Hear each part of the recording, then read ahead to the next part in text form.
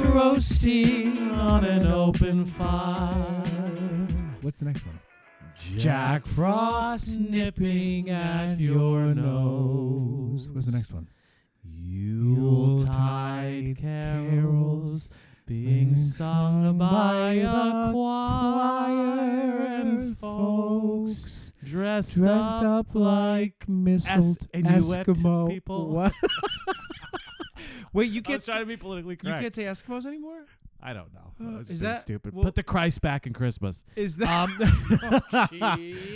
Wait, is my recording? Yeah. Okay, let's do it. Also, this is a great example, Mike.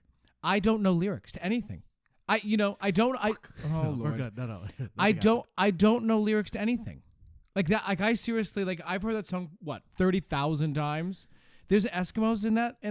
Yeah, that's folks lyric? dressed up like Eskimo. Eskimos. That's Everybody knows a knows. turkey and some good family faith and fun. No, that's not a No, lyric in the show. I was joking. in the musical. In the musical of What life. is that even called? That's the Christmas song. It's called The Christmas It's Song? called the Christmas song. Oh, Nat King Cole does it. Yeah. Okay. My grandpa used to go, Chet's nuts roasting on an open fire. He used to go, Chet's nuts? Chet's, like Chet, like a guy named Chet, his nuts were roasting. Oh. Yeah, my grandfather, he was a very, that was Pasquale for you. Anyway, he'd be, Chet's nuts. That's usually it. Anyway. That's funny. Yeah, that's funny. Hello. Ho, ho, ho. Ho, ding, ding, ding. Ho, ho, ding, ho. ding, We're ding. shooting this actually, like, this comes out in a know. month. I'm a little. Christmas may be canceled. I'm a little. We may be drafted and fighting in Iran right now. Iran. I'm a little. Well, we are preparing for World War III, but let's not talk about that. That's I am bummed that I don't have my Christmas tree because because we're recording this even before Thanksgiving, That's right. so it's kind of like we really had to like muster up the Christmas spirit. But you know what? Yeah. You and I both love Christmas. Oh, we love Christmas. I love it. It's the best time of the year. Come on. It's the Most wonderful time of the year. Yep. That's So one I know. welcome to Creative Risk, that. where we talk about Art, art, entrepreneurialism, and everything in between. Now let's talk about how to save your Jesus Christ. Today we're going to talk about something that listen, I have brought this topic up every year annually, specifically around the holidays, because, and we're going to talk about this, growing a community and specifically the importance of giving to grow a community. Giving is how you grow. The growing tree. The guy I just did a show with, people would come into the dressing room and they would ask me like business questions, and Yeah. and every time someone would come in, he'd be like, welcome to Open Jar Studios, or welcome. It killed me. Welcome to the Growing Tree. Come in for some business advice. Oh It my fucking God, killed me. that's funny. No, but so it's the holidays, and it's one of the best times to grow community. It is. And so we're going to talk about Take advantage of it. about that today, because who isn't actively trying to grow a community, right? But Yeah. before we get to that, before we talk about growing a community and specifically the importance of giving around Yes. the holidays, let's talk about some comfort food performances, Christmas themed or holiday I themed. love Doesn't just Christmas be songs. Christmas. I'll have some Christmas music instead of like the ding ding ding. It'll be like do ding ding do. Christmas. Okay, so I felt the slippery slope there. yeah, yeah. I don't know what it was going towards, but it was going towards something not good. Not good. Anyway, okay, comfort food performances. And so my comfort food Christmas holiday. You're right in the eye line of my camera this time, so I'm sure it probably looks like I'm like looking right into the lens. Anyway, how's that? Your Christmas holiday. Are you happy to be back with me in person? No. Actually, I realized before you give your performance, I realized I was thinking about this in the shower this morning. You're like, I don't even shower, so I don't even know. Exactly. What's that? No, I was thinking about, partly why I think we get along, but also why I think I stress you out is because you're actually a very silly person. You're actually a very fun person. You just want to chill. You want to vibe. It's not that I don't want to have fun, but I'm very serious. Everything I do is very serious. Even my comedy is very serious. When I'm putting the Christmas tree, it's serious. And I'm very work in earnest. Like anything in my life. Yeah. I play games with people. I'm like, let's play to win. People are like, oh my God, this is like some fun. It's like 120%. So I It's realized too much. I probably stress you up because you're just a silly person. Yeah, that's me. I'm just a silly bitch. So welcome back to my serious life. Exactly, yeah. Your serious work. Yeah. We're setting up and you're like, we have to figure something else out. Well, but it's true. Like everything in my life is like, I want my coffee the best. It's just like that's no, it's good. Very listen, intense person. That's great. It must be a wonderful way to live. Anyway, your comfort food Christmas performance. Well, okay, so this is a comfort food, and so I had to really think about this. I thought about this, while I was on the toilet, and but I was thinking about it, and okay, in reality, what it is. Because, for those of you who don't know, I have a twin brother, my brother Nicholas, who has autism. He's real neurodivergent, not like fake neurodivergent like all you people out there, posing. But, it's true. Come on. But so, he's like, I will not prescribe to that. you That's do. Mike Yeah, Labadia's. just off camera, That's you will. Mike Labadia's Just unique. off camera. Anyway, okay, so, we have to watch. He has his things that we have to watch. And so every year, what we have to watch, normally on my father's birthday, which is the 23rd, my birthday's the 24th, and then it's Christmas. We have to watch Beauty and the Beast, Enchanted Christmas. I didn't know that was a thing. It was a, direct. We have to watch it every year. He makes us watch it every single year. It's a direct-to-video release. And that probably is my comfort. Whenever I think about like holiday movies, I mean, I love all holiday. National Lampoon's Christmas Vacation. I love It's a Wonderful Life. All of that. But when I really think about like what Christmas is, it's that basic ass movie because Nicholas makes us watch it and we sing the songs. And there's a few. Your bitch Bernadette's in it. She is. She plays what did she play? The fucking Christmas. Or she plays the angel on top of the Christmas Well, now I tree. have to watch it. Yeah, she's got a whole. No, there's a few really nice songs in there, and Nicholas sings along to them, and that's probably that with the fire and like stuffing my face. What else is new with the Christmas cookies or whatever? That's good. That's good I like it, but I have a real problem with where this has gone. This comfort food performance. We can call it comfort food. Show or movie, but I don't really like how we've amassed this. I'm not going to do it. I'm going to stick with singular performances still. That's fine. Here's why. Because here's where you break the law, though. Okay. Where you break the law is you don't do law. comfort food. You do like Dick's the Musical's not a comfort food performance. Says for you. who? It's not a comfort food. Comfort is something you come back to over and over. I can't wait to see it again. You're bullshit. You can't see. No. That's outside. The shark bounds. is broken is not a comfort food. It's a performance You you don't enjoyed. listen. That is subjective. What's not subjective is performance speaks to a performance, comfort food performance, and you're like, I like Home Improvement. No, but here's That's true. But here's also why I'm saying this because comfort food performance. You're gonna like this one.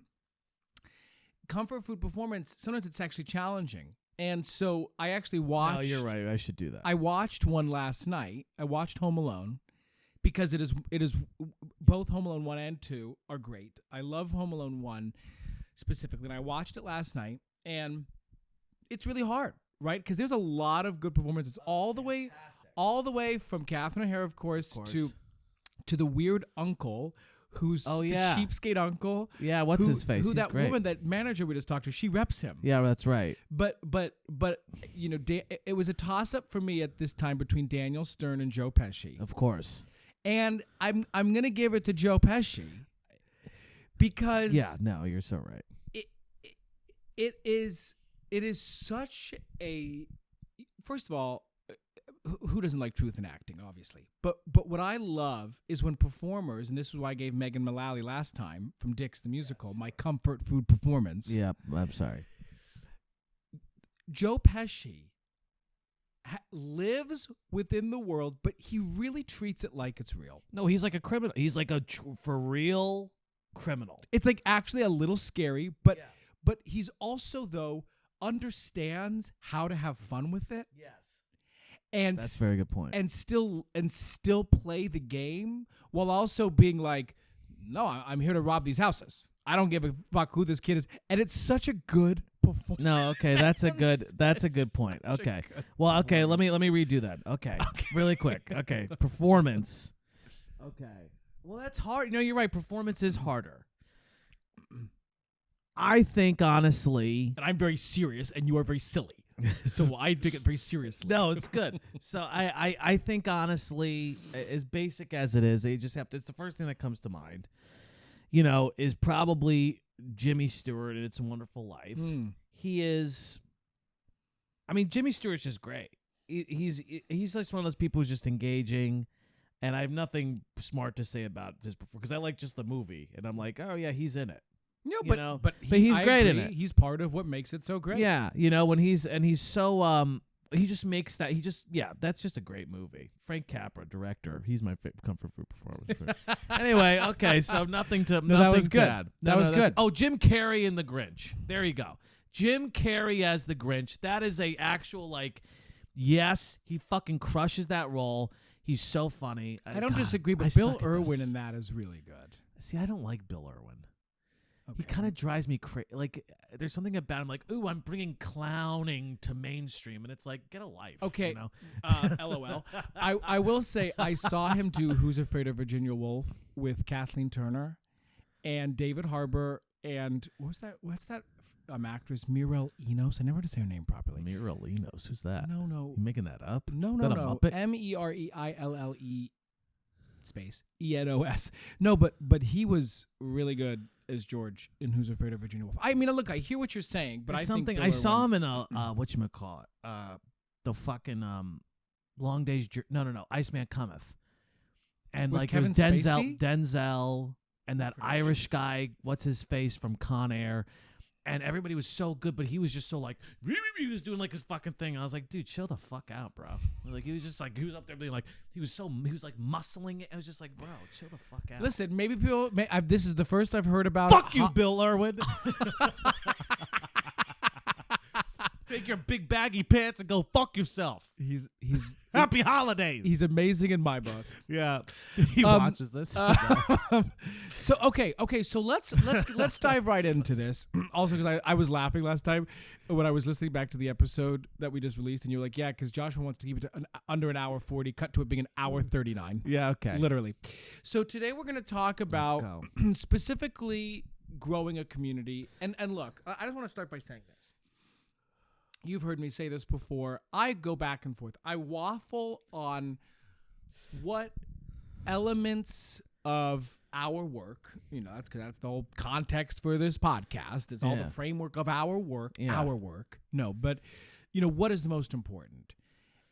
And depends on sort of what day it is, so to speak. But the reason why community, and we refer to it as community cultivation in particular, is probably the most important because, as we say, it really is all about who you know. Period. In so many different ways. Without a community that you can tap into, be supported by, that you can support, which is really the point we're going to try to make today, you really have nothing. You really don't have anything, right? Yes. No, community is. It's hard because I'm thinking of somebody we know. It's funny. I'm thinking about somebody we know who's very famous, who has had a very hard year. Let's just say that. You know what I'm speaking of? Yeah, okay. yeah. That this person, I just think about I don't know, just so we think about you can have all the fame in the world, all the whatever in the world. If you don't have people who have your back, no matter what, when you reach the heights like that, and if you don't have people to lean on to support you, what do you have? It's really hard to because it's such a business around monoliths and entities, and it's I mean, this is a fucked up example because it's not this is deserved, one could argue, I guess, but when the bell rang for Kevin Spacey, you could have everything in the world, and it's like, but who does he have in his life? You know what I mean? Like, I don't know why I just went there, but it's like because you think fame, fortune, whatever, but it's like if you don't have people around you, then what do you have? I guess. No, I don't know. I think that's fair. I mean, I think that's fair. I mean, okay, so you're like, all right, that's no. You're like, well, yep. well, what I was thinking about was like Kevin Space. Well, because we have this question here: what does a community mean to each of us? Yes. And I was sort of taking that as your answer. Honestly, that's why I was. Yeah, I think that's accurate. Yep. And so where I was going was to add on to that idea that if essentially, to paraphrase, your version is essentially who's there for you through thick or through thin. Who what, and your community, by the way, that could be family, friends. It doesn't have to just be the industry, of course. For me, related, but maybe how I think of it a bit differently. I think about like a neighborhood, a healthy neighborhood, right? Where families, people living amongst one another are both contributing to that community, making it a cleaner, safer, whatever place to be, and also taking back the same. I pick up the trash, someone else picks up the trash. Yeah. I water the front of my yard to keep it nice, someone takes care of their front of the yard. The local business is all it's a neighborhood vibe where there is absolutely quid pro quo. It's understood. I give, you give, we all give. Yeah. That's what a community is to me. I take out your trash, you know. I don't know. I take out your trash. I don't know. I was curious. Like sexual favors, but you know, one of the things that's come up for me though, and I think what we can both relate to is, you know, when you talk about networking, business, it's all very transactional, and to me, it's really about what I love about being on set, doing a show, is being with the people. You know, the people ultimately is what makes the experience for me. Most business coaching for actors, whatever, you think about business for actors, you think about your community as which we will talk about the resources that your community can provide, but really at the end of the day, and we'll get into this, it's about genuine personal relationships with people with these people. It's not just about business, right? It's about how are we, you know, really genuinely connecting with people. And we know we'll talk about why this is difficult in just a few minutes, but I would argue that's actually, you just kind of said one of the reasons why it's most challenging, because it's still a business. And right. And so as much as we want everybody to be your best friends and we want it to all feel natural and lovey-dovey, the truth is that we're still trying to compete for business. We're still trying to get a leg up. We also can't be best friends with everybody. I don't know about, I know you're much more extroverted than me, but I have a very small circle. Yeah, I have no friends. I don't. But I think the difference is what you're talking about is, you know, being intentional. That not leaving where the business comes into play is, I think it elevates our community building, because we can't just be like, we can't just rest on our laurels. We have to every day ask, what can we add? What can we give to people? Right. That's what businesses do. Right. It doesn't mean that you're not still trying to connect genuinely Absolutely. with people, and still, but it makes you more forward-footed. It just can't get in the way. You know, because one time we'll do an episode just on authenticity, quote unquote, biggest quotes of ever. You know, because I really think this gets in the way for people. You know, striving for total authenticity in all aspects of our life. Interpersonally, amongst those, of course, that seems like a wonderful value. But in a capitalistic structure where we are trying to grow a business, where we're maneuvering probably through hundreds, if not thousands, of professional contacts, I would argue that is a more of a hindrance to focus on than a helpful idea. Yeah, I think this idea of, you know, restructuring what authenticity means to me, where business makes where the idea of being business minded helps in growing community is that you can't leave it to chance or magic. You have to be intentional. You have to be intentional. Sure. And subsequently strategic. And that's okay too. Being strategic sure. doesn't have That's to right. hurt. We'll talk more about this in just a little bit, but first what I want to focus on is make clear why community matters so much, because we talked about in a general sense what it means to us, but let's relate it back to the industry at large to be super clear. And here's why I want to underline this at the top. Because it still helps to fight against the idea that my oh so special talent will be the singular piece that will bring me to the top, right? Because our community within the industry actually plays a really important role in so many aspects of what our work shapes up to be, right? So think about, especially when you're developmental or not, those opportunities that we get creatively. Who do we go to?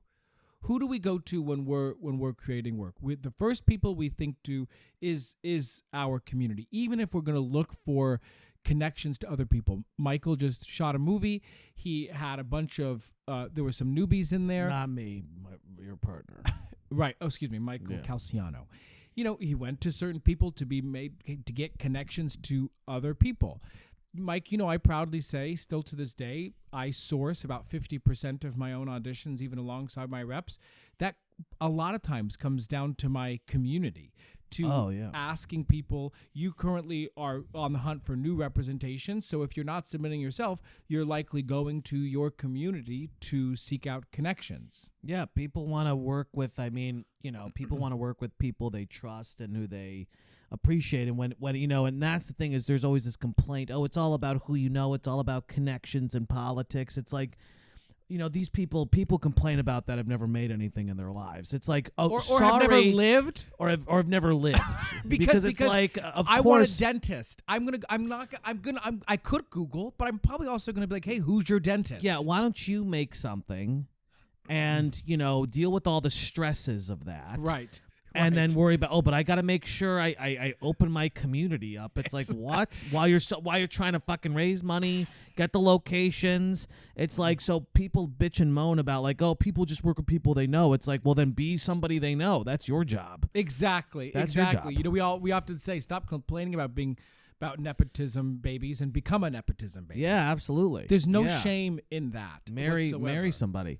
Anyway, but yeah, it's Representation. Gotta put this on my fucking fat ass head. representation. That's representation is an example of. Well, Mike, finish your thought. No, it's a representation of the number one. There's somebody that shall remain nameless, who remain nameless. Who disagrees with us, who's big in the space, but referrals is the only way to be get clear. Securing representation. Yeah. Yeah, but I just want to be clear. We have to continue to beat this drum, because people really are out here being like, I can craft the perfect cold submission. No.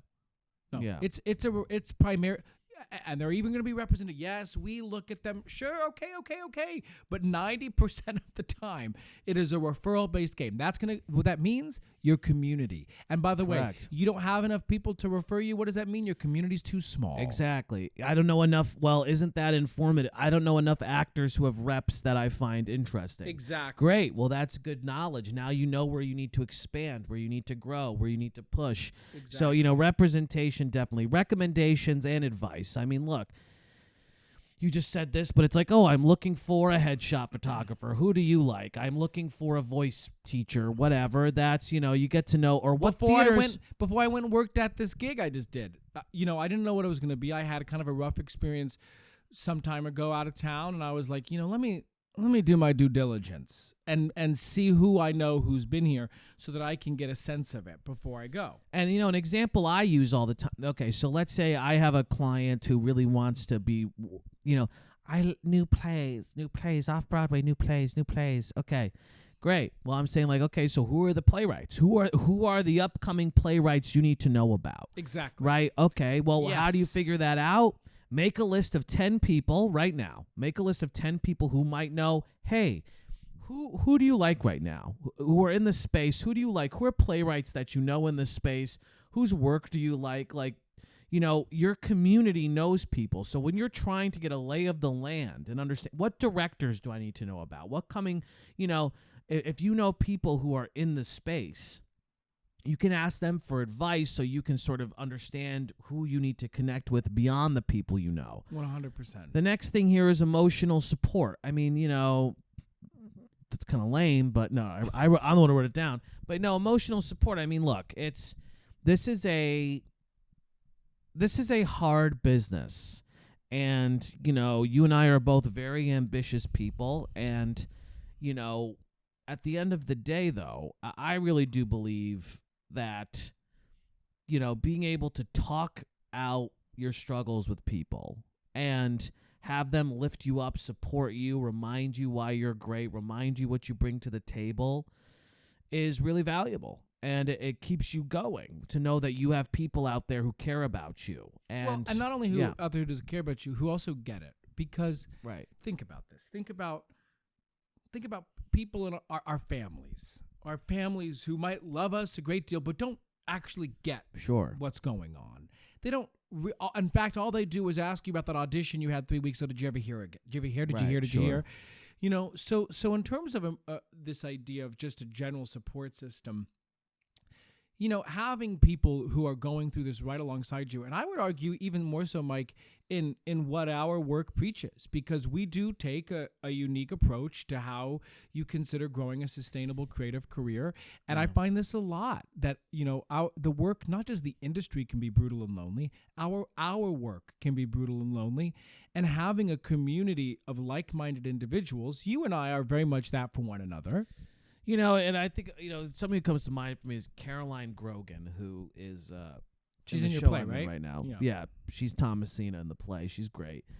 You know, Caroline's a friend of mine, and I think Caroline's like a real one. Like, she's very authentic, very real. And what I mean by that is she can give a shit if you're on top. You know, so much of the time we have fair weather friends. There's fair weather friends, and we're all guilty of this. When somebody's hot, all of a sudden, somebody's hot.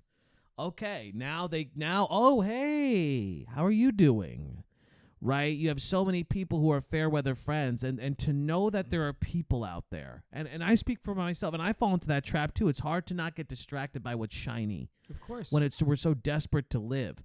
But like Caroline is somebody who's like, she doesn't give a shit. Like, you know, it's like she's going to be your friend. She's going to have your back. She's going to care no matter where you're at, you know, and it's like no matter what's going on, whether you're on a TV, whether you're a fucking series regular tomorrow or you're like down in the dumps. What are you laughing about? Well, two things. First of all, I'm laughing at, I forgot you were wearing a Santa hat. So when your head was back for a second, I was like, why is he wearing a white wig? That was one thing I was thinking. But then the second thing you said was, it's hard to not get distracted by what's shiny when you're just so desperate to live. And it was a throwaway thought. I was like, wow, that's a pretty heavy thought when you think about it. It's kind of true. Like, when you're desperate to live, it's hard. No, to well, not we'll get talk about this. Why most actors suck at networking is because, or building community, is because they're so short-term sighted, because 100%. We're in survival mode. So it's hard to give a shit about, you know, it's frankly, as fucked up as it sounds, and I'm guilty as this as anybody, this is why, you know, I try to adhere to this stuff.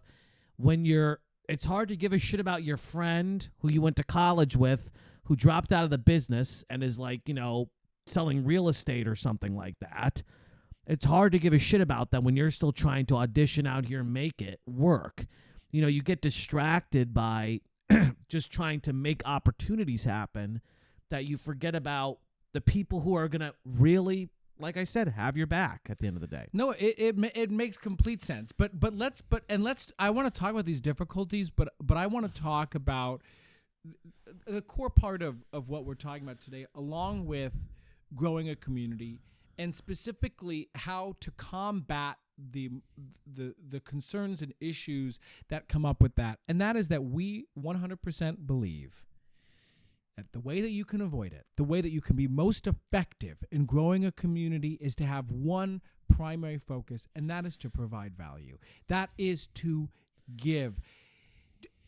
don't focus on what you can get. Focus on how you hard. can give to your community, because I picture us like watering the grass, watering plants. It's hard. Let's talk about that. Talk about that. Why is it hard to Well, focus the reason on why it's giving? hard, even though it's so obvious, the reason why it's hard to really continue to think about how you provide value, there's a few reasons. One of which was not written down here, but I'll say it right now.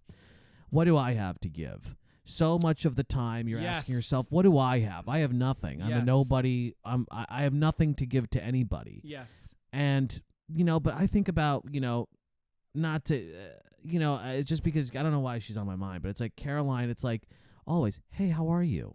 What's going on? Tell me about your life. She takes it every time you talk to her. There's an active interest and an active listening. That is giving. Saying, hey, you're doing great work. Or I loved your performance. That's giving. Watching somebody's stuff, sending them an email. Who takes the time, to show up? You recently, you saw something. I remember you saying, you saw something, and that person said to you, you're one of the few people who actually shows up. Sees the work, watches it, so already just giving your time and your care and consideration. Most people, again, not because we're bad, evil people, but because we're so self-involved trying to fucking make ends meet, most people are not taking the time to show up. And we're going to talk strategies in a little bit specifically, but I think to go back to the point you were just making about one of the makes it difficult. And you're right, we didn't even have this down. But a lot of times people think, what do I have to give? Which is emblematic of also just a general lack of confidence, a lack of creativity. Sure. To really think, because the point you were getting at by just showing up is that there's lots of ways to give. It's not just about here's a present. It's not even though here's a job, or even though that's great or whatever. Your point, someone who's an active listener and participating. So that's definitely a big concern of what do I even have to give? Probably the biggest one is the transactional the transactional nature. And here's kind of what there's two elements to this. The first element, I think, is that kind of what we were just saying. We see people as resources and not as people. Who can get me, who can get me to the next step of my career? Who knows the person? Who has an opportunity? And it's so hard, myself included, to not view people as simply as just like things to leverage in this business, because we're trying to live, because we're trying to make shit happen. That it's hard to not view people as commodities as we're navigating to this. And the other reason why, it's difficult is because people are so afraid of seeming inauthentic or transactional that they don't try. Well, right? this is the one that really gets me, because I totally understand it conceptually. But what I see stops people all the time is even saying hey, I saw your show, it was great. They somehow think that person is going to be able to to reach into the recesses of their mind, and to feel the intention of, in 4 months' time, this person could ask me for something. This is what do you want? What do you want? You must want something. Exactly. But the reason it really gets me, because a lot of times I'll say, well, don't focus on what you want. And where it makes it harder is, like, let's go back to the representation thing. I want you to put in to make a referral for me for representation. Okay, so that could be, Mike, that could be the inspiration for me to go, I'm going to come see Arcadia, show up, and begin to show interest, whatever. Let's just say that's the case. Okay, well, number one, that's still better than doing nothing, because the other alternative is for me to go, okay, I can't. He'll What's know wrong that with that? You're still doing something nice for. I'm still trying to show to. And you know what? Let me just say this, because I a lot of times equate cultivating a community to dating. When you are first dating somebody, you know, do I text? Should I text now? Oh, what did that mean? You know, you want to see them again. You don't want to seem too needy. We are actively seeking out opportunities to get to know that person and to express interest and to provide value. That's just what we're doing. Right. And yet we know that the intention is because we're interested in this person romantically. And so somehow it's A-okay. Where the flip side, where all of a sudden it becomes weird now, is when we're in this professional situation, which is ironic because you'd almost think it would be the inverse. Right. You know, because again, this is still a business. This is still a business, and to the point, to you exactly what we're saying, me showing up to support you in your art so that maybe there's a chance that I can follow up and say, hey, Mike, great job in Arcadia again. You know, would you be willing to make a connection to such and such? To me, that does not cross the line. It is actually respectful and appropriate, as opposed to what we want to avoid. So sorry, we'll just finish this thought. As opposed to what we want to avoid, me choosing not to go to Arcadia. I don't want you to feel that because my authentic self is just going to come right out and say it and say, Mike, would you connect me with your representative? I haven't come to see your show. You're probably going to be like, who the fuck is this? Yeah, why the fuck would I do anything for you? Exactly. And you know, one thing I'll say about this is when people are like, oh, it feels so, you know, to just be giving. I mean, it's crazy, right? It's crazy that, you know, oh, I know, you know, when you work with people, certain people, they're like, it feels wrong to try and force doing something nice to somebody because I know I want something from them in the future. Here's how I view that. Or could want something from the future. Here's how I view that. That's just a way to, ideally, we want to do that for everybody all the time, no matter what. Using the goals as a framework just helps you narrow your focus. That's all. We should be giving all the time to everybody as much as we possibly can. That's tens of thousands of people. Sure. Using goals is just a useful framework to narrow narrow the list a little bit. Absolutely. That's how I view it. Absolutely. And yeah. So okay, I want to talk about one that also makes people feel that can be difficult, that is challenging, and I prescribe to this, and it's getting more as I get older, and that's social anxieties. You know, we've worked with people who are on the spectrum. Sure. I do identify as someone who is introverted. I get my energy from myself. It is challenging for me, especially in this business when I've done a show to like go. And as I get older, it's harder. And this is real. This is real. And, you know, I just want to say, we'll talk about, you know, strategies, but just a top level thought here as to how to combat some of this, both systemizing and habituating. And I simply mean, if you are someone who has social anxieties, who struggles with relationship building in general, you know, it's not dire. It's not the end for you per se, but maybe we start small. You know, what we obviously, and we'll talk more about this, we believe that, you know, focusing on 3 people a week to provide value is a great first stepping stone. Well, for some people, it might be once a month. Well, it's a useful frame. I mean, not to be whatever. I'm not a therapist or nothing. But, you know, not that it's the same thing, but social anxiety also, you know, self-involvement as well. Here's what I mean by that. A great way to get over social anxiety, get outside of yourself. Absolutely. Giving. Absolutely. You know, and people are like, you know, that's number. That's like, that is something like, you know, that people, therapists recommend. Focus on the other person. How can you give to them, provide value to them? Right.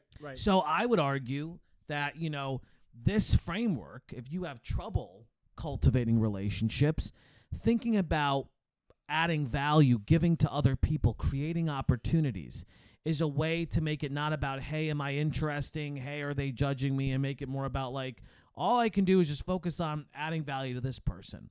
And, you know, how this relates to self-involvement being another, I just want to say, another, I think, major hurdle is most people in this business, I'm sorry, you know, I'll say it, whatever, and it's just because the nature of we're trying to live, are thinking about themselves. Yeah. It's hard not to. It's hard not. Actors are already kind of self-involved people. You kind of have to be to, you know, do this a little bit. but it's so hard that we just get so trapped in our own world. It's like, I agree. It's like, and why didn't, this, I'll give you an example. Hey, I did a one-on-one with this casting person and they don't call me in. Why the fuck when they do that? I did a one-on-one with them, fuck them. That's something like a resentment. It's like, that's purely from your perspective. Hundreds of people take a fuck. Yes, hundreds of people take. What have you really done? What have you really done to build a relationship with a casting? But it's so easy to get caught up in our story, our version of events, that we don't have perspective to get outside of ourselves and see, like, okay, what are we actually doing to build a genuine relationship? Well, part of what you're also speaking to, I'm going to go back to it because you kind of talked about it before, is the short-term nature. And this happens a lot because people want things yesterday. And so a lot of times what also stops people is they don't like to prepare for the future because they can't feel it in the moment. Me going to see Arcadia, that could be a step in the right direction. It could also not be enough. Well, that's exactly right. I might have to go see Arcadia, and then I might say, hey, let me take you to coffee. We'd love to talk about the play. And that might not even be enough. And at the top of the year, I might be like, hey, man, just want to wish you a happy new year. This could be a long process, but people are so short-term centric a lot of the times that to put in the legwork that's going to sustain them through the future, they're not willing to do. I'll give you an example. God damn it. I'm even thinking about, I did a pitch, last year I did a pitch to a casting person. Got back to me immediately. For a project, was like, amazing, blah, blah, blah, blah. I would love to see if this, I auditioned for it. Then I emailed this person again 3 months ago, or not 3 months ago, like 3 weeks ago, for another project that I saw. Never got back to me. And, my impulse, of course, is to take it personally. Oh, but what did I do? What have I done? What have I ever done for them? Why should they? Did I go see any of their fucking shows that they cast this year? I know. Did I congratulate them on? Did I send them an opening night? I know. I'm thinking even of like, it's like when the problem with self-involvement and giving is we get so caught up in our shit that, per your point, we're not seeing we're not taking responsibility. And look, you can't control everything. You can give. There's plenty of people who you give so much to who are still so fucking stingy. I mean, I can name a few people. Oh, gosh. Who are, who does take. Yeah, I know. But I would say that's not a ton of people. More than likely, you have not done enough. That is probably the problem. That's right. You have not given enough to that person. I have the same. I think I've had recent experiences along the same lines. To state an obvious, to all of our listeners and viewers, it's not that you and I, Mike, are Mr. Perfect. A lot of what we talk about is Mike and I talk about the existential nature of a lot of what our work is, because it's not so much like, we're looking at exactly how we do it. We're having conversations and exploring topics and building curriculum based off of concepts and processes and business practices that we know to be true and that we are constantly sort of experiencing in real time. And I say it because when you go, God damn it, part of exactly what we're talking about. Show opened last night. You know what show it was. They won't know when this comes out, whatever. Oh, yeah. Show opened last night. Yeah, exactly. I've pitched myself to those casting people like so many fucking card, flowers. Same. Why the fuck have I not done that? It's the exact, and then I'm gonna and the bitch cast. and moan. We know half the cast. That's true. And I'm gonna bitch and moan. Exactly. When they don't do anything for me. Exactly. That's fucking insane. I know. Exactly. And whatever. Okay, so short-term self-involvement, suspicion, was that the one tied in with transactional? Yeah, we talked about that. I think that we can move on. I think we've made our case that it's like, you're the problem, you suck. No. We've made our case that, like, giving is, look, it's all about, there are a few things that I guess can supersede giving. We've talked about this. At the end of the day, if you're hot, you're hot. Doesn't matter if people like you, if they support you or not. If you're hot and you're what the market wants, you don't need to relate. I don't need to build a genuine relationship with a cat. If I have 1 million Instagram followers and I'm, on a series and I'm a series regular on a show, I probably don't need to build a genuine relationship with a casting director because that's going to supersede that. But let me say this. What happens the next day when the show ends and maybe whatever happens? And then, damn, didn't I wish that I had built genuine relationships? So, yes, it is all about who you know, but there are things that supersede relationships, and relationships may not be enough, all the time. And there are ways to surpass them. However, when the going gets actually tough, as it will often, at the end of the day, it's about the relationships we've built. Sure. And because you can't always be riding the high. You can't always be... Well, again, we often say we're in the business of losing our jobs. Things come to an end. You fall out of relevance. I mean, it comes back to that idea of just, community is such a big word, and it refers to so many aspects. But one of the things that I've learned a lot in running businesses, including my own as an artist, and you and I have had a lot of conversation about this, the importance of growing community around a business. Successful businesses do this. It's not just about the transactional nature of you give me money and I provide a service. There is an element of the way you have repeat customers, whether that's casting, other artists, etc., is to continue to grow a community. It's called customer loyalty. And it's the same idea, by the way, Mike, of what we say, you're not an employee, you're an employer. Right. So when you go to do a gig, it's not just I'm here, they're lucky to have me, but I'm providing a service, and I use it as an opportunity to grow community. I just want to say, because when you talk about a sales funnel, we were talking about ours is kind of basic, but if you really break it down, you can have 7 parts of a sales funnel. And the bottom of the most complicated sales funnel is customer loyalty. That's the bottom. And so what this very famous person that we know who's now on the out, yes, undeniable business. Hot. Undeniable. And you can't deny it. When you're hot, you're hot. But that's fickle. That's fickle. And everybody has slumps and downfalls. And at the end of the day, who is loyal?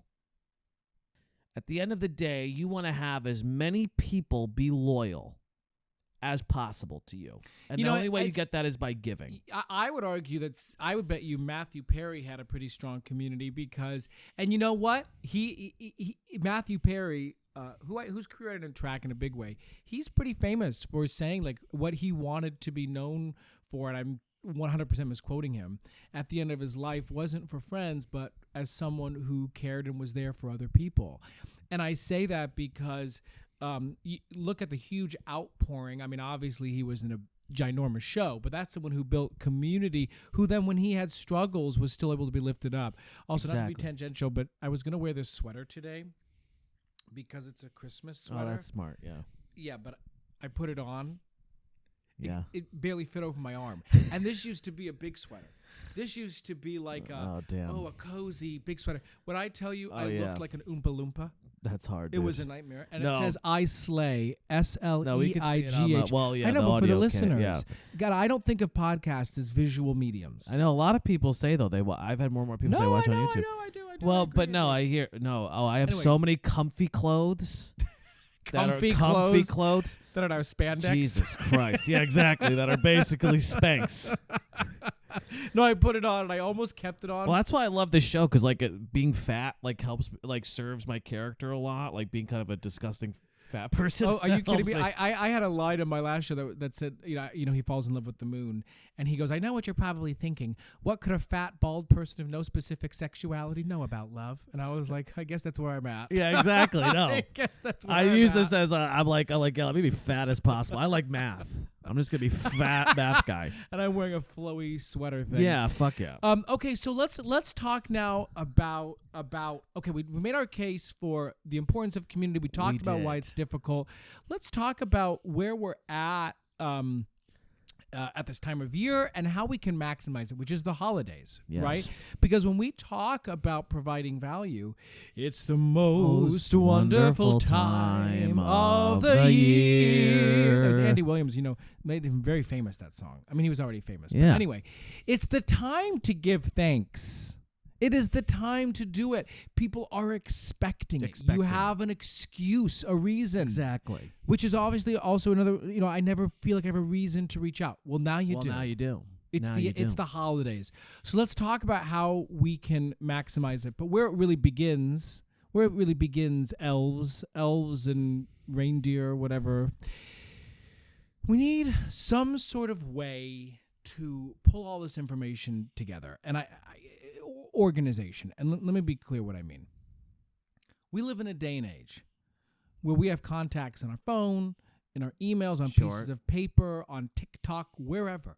They're just spread far and wide. Right. Personal contacts, fans. We're going to talk about fans in a little bit. They're just everywhere. So how can you even begin to think about who you're going to cultivate if you don't have one frickin' place? With this you need it.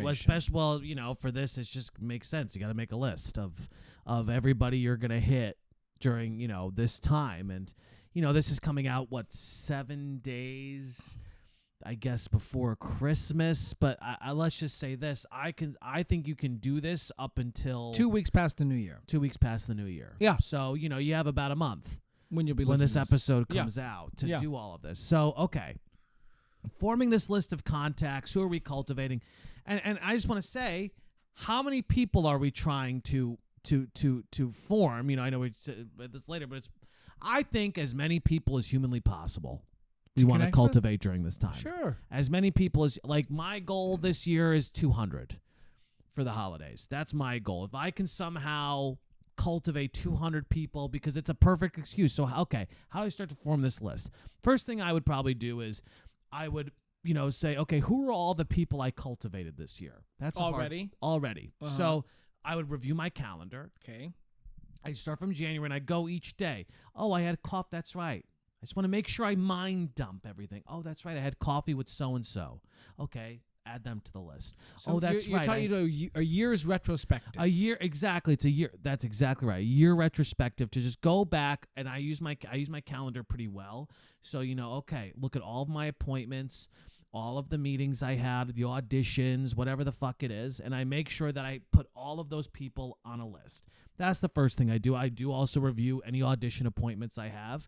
Okay. To your point about casting. Okay. So all the people, if there was producers in the room or directors in the room or assistants in the room. Projects you worked on. Projects. Yep, absolutely. So, this year I did a 2-week developmental lab. Okay. Yeah. Everybody. Oh yeah, that's right. I did that. Right now I'm not thinking about that. That was 7 months ago. All of those people, all those names. Right. So, use the calendar as a way to trigger and start to sort of get these names out there. The other thing that you can do along with that is you can sort of specifically focus on, if you're having challenges, that casting people that we were just talking about, right? That you're I didn't follow up with and they opened a show, and you're I've been sort of trying to figure out what the next opportunity to come. If you have challenges in connecting with people, that is another way that you can sort of go, oh yeah, who have I been trying to connect to? Exactly. Right? So bigger names, bigger folks in casting. We keep talking about this with representation. A referral based game, but you can still be cultivating these offices. Send a call. We'll talk about the ways you can cultivate, but yeah, absolutely. So, I still send holiday cards to my old reps. And in fact, should fucking do that. And in fact, you just never know. Well, let me say this. I don't think we had this on here to talk about, but I did a collective the other day. We had these collectives, which are these weekly working groups for those who are in the middle of our work or who have finished our work. But it was all on the importance of a good reputation. Right. And one of the things I was talking about was everybody has people that they've soured with, that they have relationships that have gone awry. Oh yeah. And I'm bringing that up with old representation because look, it's fine. It's fine. You know, we it ended amicably when I parted ways with them, but I'm not looking to have bad blood. But I'm lumping them in with people I might have bad blood with because that might be the time of year to be like, hey, I just want you to know you're on my mind. No, and per your point, it's like if you're having difficulty, how I hear this way all the time with people. Oh God, well, how can I? Yeah, they're just not. Or how can I even make a? This is the moment. Take advantage of the opportunity. If you've been trying to find difficulty, if you've been having difficulty trying to find an in, this is your moment. So okay, this is the moment. This is damn all the gods. So you've done a year retrospective. You've written down those names. You've done a mind dump. Anybody you're having difficulty connecting to, or maybe have bad blood with, a mind dump there. And by the way, if you don't have bad blood with people, then you're not doing this right, baby. Yeah, you gotta have haters. I don't really think you're wrong about that, honestly. But investors and but you know, I just want to say investors and donors. This is good. You know, if you are somebody who wants to create their own work and you're trying to form a circle of financial backers. And, you know, you've made a list of people who in the future may financially support your work, you know, and you don't know. Look at what you self-produced. Who gave you those $5 to $500? That's a great point, too. Look at your fucking Kickstarter. Exactly. Everybody who gave $1 should get a fucking card, as far as I'm concerned, or something. At least a thank you. Exactly. At least, you know, so, okay. So now we have, you know, who knows? Maybe we have 75, 100 names at that point, whatever. Next, look at your goals for 2024, assuming that you have, you know, we do a 5-year plan process where we lay out the next year's goals and, you know, 5-year goals, 3 years goals, 1 year goals, you know, all the way down to 1 week. But look at your goals for 2024. Yeah. Where might you need support and who could help you? Yeah. So if I'm going next year, I want to win a drama desk, whatever. Okay. Well, okay. Off-Broadway. Okay, so let me think about. Okay, that means off-Broadway. I want to be in 2 off-Broadway shows next year. Okay, great. Let me make a list of anybody I know in that space. Playwrights, directors who I might know, who I might remotely know, have a remote acquaintance with. Let me get all those names out. Artistic directors, all of those names out. This is the opportunity now to connect. Now's your chance. Take advantage of the opportunity because, again, this is an excuse to reach out to them. Absolutely. So, you know, this is not, you know, yeah. I want to talk about some cultivation strategies. Yeah. And I'm going to send this to you because I have it pulled up. So you can have it too, should you so choose to reference it. Because we've obviously organized a lot of this. But I want to say to talk. I want to just talk about some general strategies, just to give people some food for thought. Because what happens is that people go, "Oh, what can I do? What can I ever do?" Before we talk about some of these strategies in general, in terms of how we're cultivating, let's repeat. Let us repeat again. This is not about what you can get from people. Right. It is about how you can provide value, what you can give. So when Correct. we talk these ideas, please remove the lens of, but I'm doing that to get something. No, again, you're dating someone. You want to express interest, right? They're waiting. Oh, you have to be intentional. You mentioned this book, and I saw it at the bookstore. Made me think of you. That's not. You're not using people. Because you're trying to get to know them. It's pretty freaking common sense. Simple as that. But let's talk about some of these in general, and then we'll talk more holiday-specific ones. But, you know, today's day and age, social media is currency, folks. It's currency, right? When someone tags you in something, or, you know, your friend posted that video of them doing that Mistress Quigley scene. You know, I'm always obsessed with talking about that damn scene. Falstaff Mrs. Quigley scene. You're gonna reshare it and you're gonna tag them, and it's gonna be up there for 24 hours, even if it's kind of cringy. You didn't even like it. Doesn't matter. It doesn't matter. You're thinking outside of yourself. You're providing value. Sure. And, you know, we'll talk about. I'm gonna skip these next two because they're related to. Yeah. But, you know, what if somebody happens to be doing a fundraiser around this time or wanting to donate to? I mean, here's a great gift. You know, if somebody is all about a certain cause or a certain thing that they're always harping on about it, you know, whatever the fuck they're on, donate to that cause as a gift. Hey, I know you care a lot about this, and blah blah blah. I mean, gosh, if you're trying to do theater, make a donation to the fucking theaters. You're trying to make a small if it's donation. a non-profit, yeah. That's it. If it's non-profit, make a small donation, and that's your gift right there. I mean, easy peasy. 100%. Share an. This is and these again more general ideas, but share an article that made you think of them. So this is one that we talk about all the time. It's if I know that you're really into Lynyrd Skynyrd, and I may type in Lynyrd Skynyrd into Google and see, they're doing a reunion tour. And I want to say something about this. We send this to you because I always get a little. I always have to qualify this. The reason poor Mike's point. Oh, they're interested in Lynyrd Skynyrd. I'm going to look him up and see what pops up. That's if you're drawing a blank. And yes, it can feel manufactured, absolutely. But what we're trying to say, the objective, the intention is not to use people. It is to provide value. To find ways to give. And to connect. Absolutely. We said this earlier, but you can literally simply support their creative work, not just in a donation. Watch the thing. Go watch an old thing. If they're in something, if you're trying to cultivate Mark, I literally don't know who you are. Oh wow, that you're talking about me. That's great. If you're trying to cultivate Mark, you're gonna go see him in a Arcadia. That's hilarious. If I literally forgot. Or just even if you just say, hey, tickets are so congratulations expensive. on the good reviews, because apparently Mike's getting good reviews. Apparently, we'll see what the New York Times says. They're like fat loser. That's the title of it. Fat loser. Ruins play. Fat loser ruins amazing in quotes play. I love that. That's so funny. If New York Times review fat loser, Mike Labadia ruins play. That's the headline. You know what though? That's fucking hilarious. There's no such thing as bad press. That'd be good press. You could turn that into something. Oh, I would love that. Well, yeah, I go on Instagram and be like, I cry about it or whatever. They fucking but yeah, I love that. Would you really cry? I think it'd be no. So I would stupid, love I would love if the failing New York Times said fat loser. Not the failing.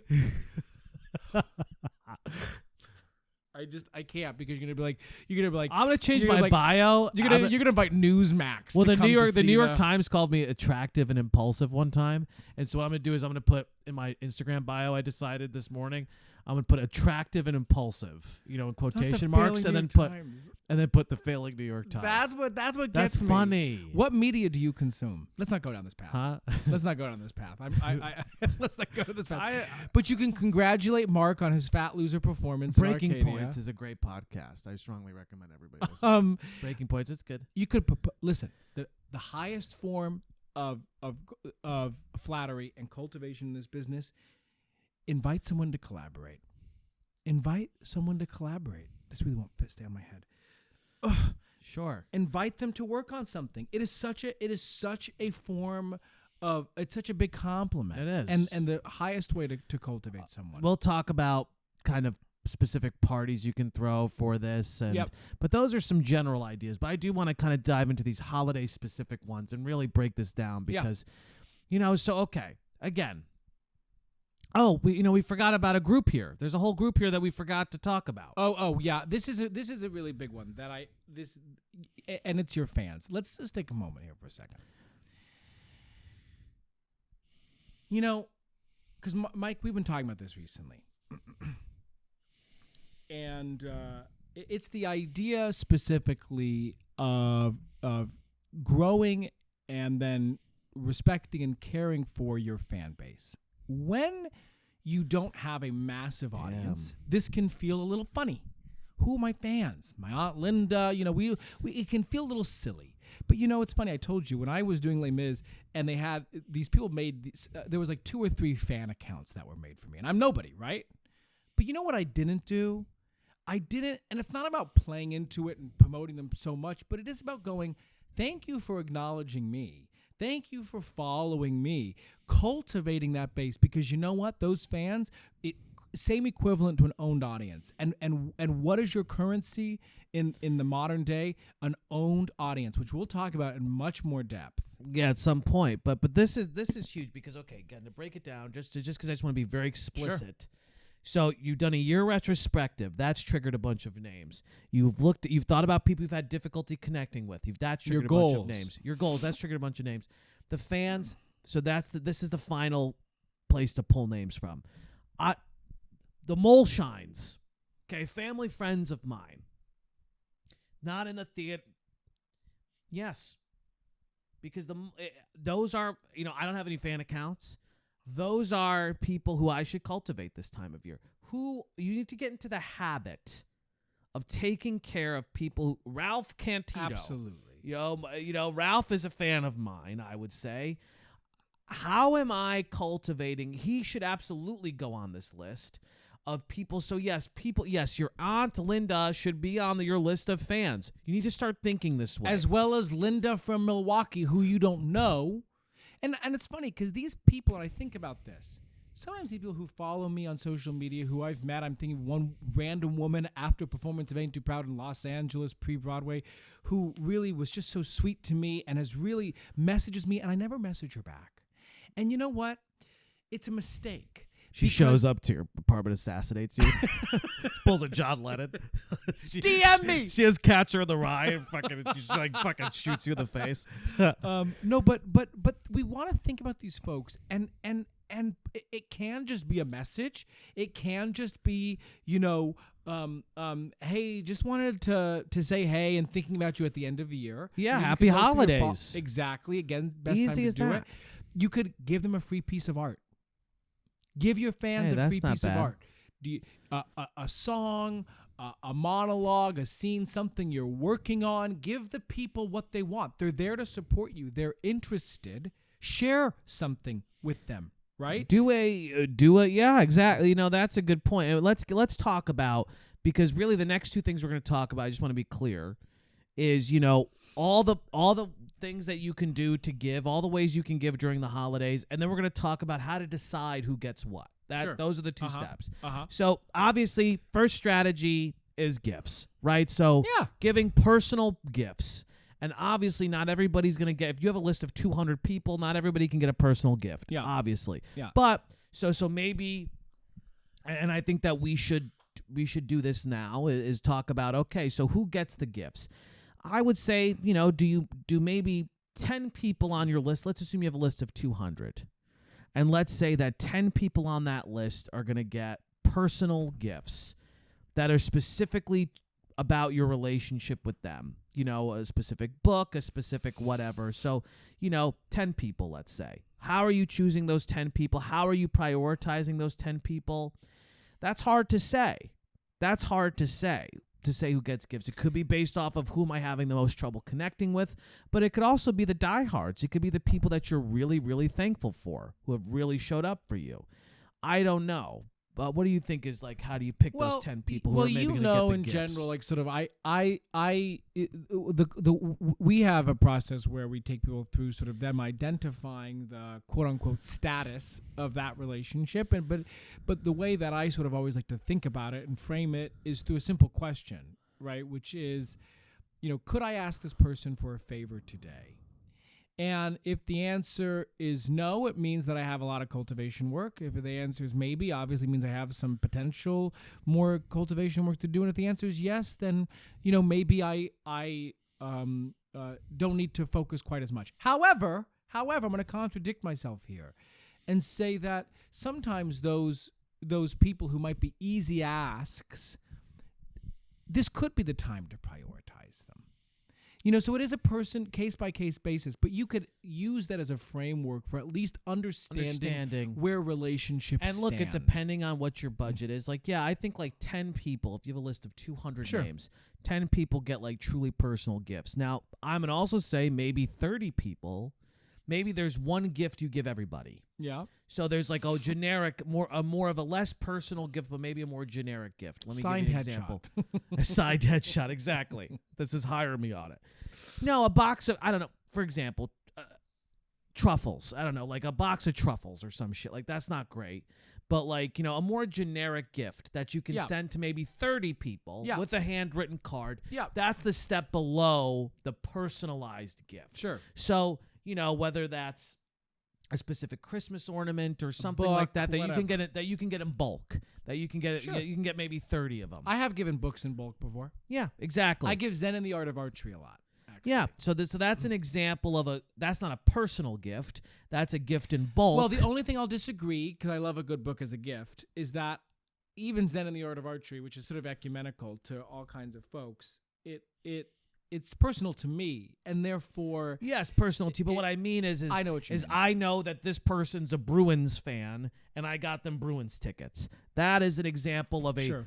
of a next level personal gift. 10 people Sure. get gifts like that. Maybe 30 people get Zen and the Art of Archery. Again, it shouldn't just. I don't think a box of truffles is a good idea because it's too generic. Yeah.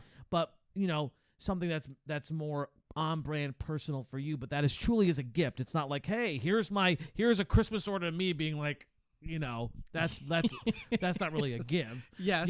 Yes. So how can you give something truly a value? So maybe 30 people get that. The next strategy, so we've dealt with about 40 people of the 200. I know I'm being very prescriptive here, but I think it's useful to just offer an example. At least I would appreciate it. So holiday cards, the next form down. So, okay, so we've dealt with about 50 people, whatever, 40, 50 people. So maybe 70 people get a handwritten card. A handwritten card. And, to me, I think it's best, I know some people just get postcards and send those. I think it's nice to take the opportunity. Card, handwritten with a personal note in there. It was so good collaborating on X, and I think you're great. Whatever. It doesn't have to be like a long fucking thing, but take the time to actually write something personal. And yeah, I mean, because I'm a big fan of handwritten cards, especially for that reason. And today's day and age, it actually does mean a ton. You also could send a digital card. Obviously, I would argue that's the tier below that. Exactly. That's the people exactly. I think of one person in particular who always says this.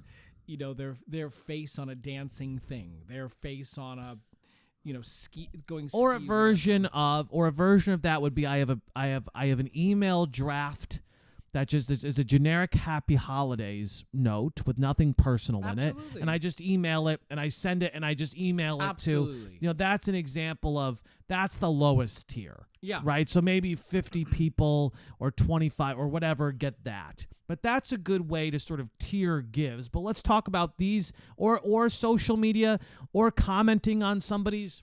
Okay, I have the final 30 people. I'm just going to write happy holidays on their Facebook wall. Or DM them. Yeah. Exactly. Those are all forms Absolutely. But I think we've made it clear that there's personalized gifts, maybe more generic bulk gifts. Then there's holiday cards, handwritten holiday cards, and then there's digital sort of happy holidays, emails, DMs, messages, posts on Facebook walls, whatever. But these two, I think, these is big. Everybody should be doing some sort of holiday gathering. Everybody should be doing a holiday gathering. It's the easiest way. Because to be clear, it doesn't have to just be, oh, I'm throwing a party. It could be a bar crawl.